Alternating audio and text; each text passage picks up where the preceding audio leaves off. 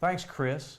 I have a very interesting and great guest today who's not only been a minister to me, but also a mentor, a patient, and a great friend, Greg DePriest.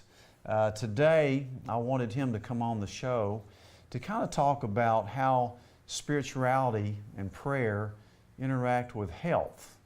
Greg, thanks for coming, number one. What do you see as the main challenge to the many people that you encounter?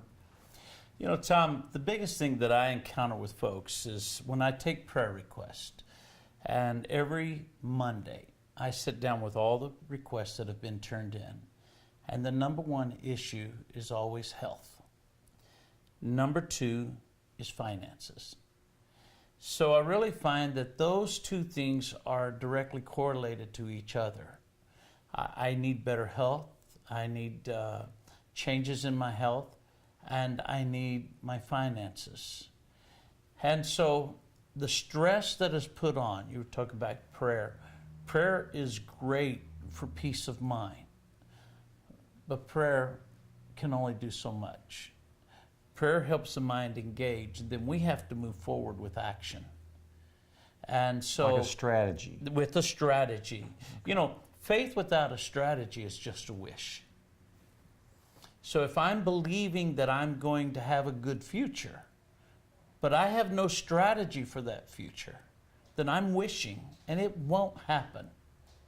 I think that correlates very well with what we do as far as preventative health and preventative medicine.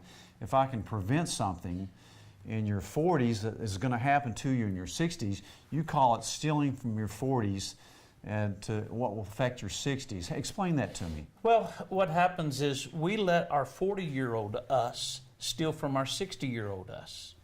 We have a short-range vision.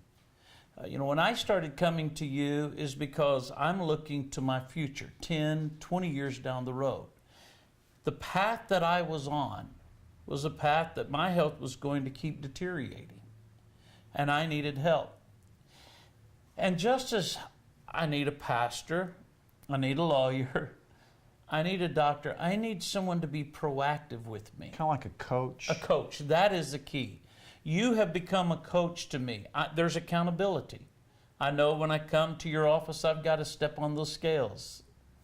I know you're going to look at me and say, how are you doing? And you know if I'm telling the truth or not. And so by having that accountability in place, it helps me be better. And it has improved my whole life.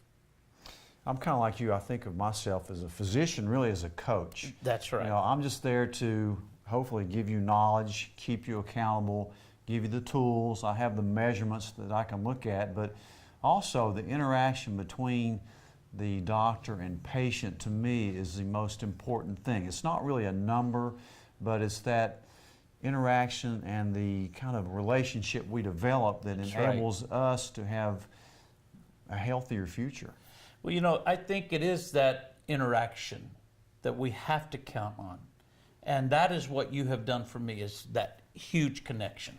Well, I appreciate you coming today. Remember, performancemedicine.net if you have questions. See you next week.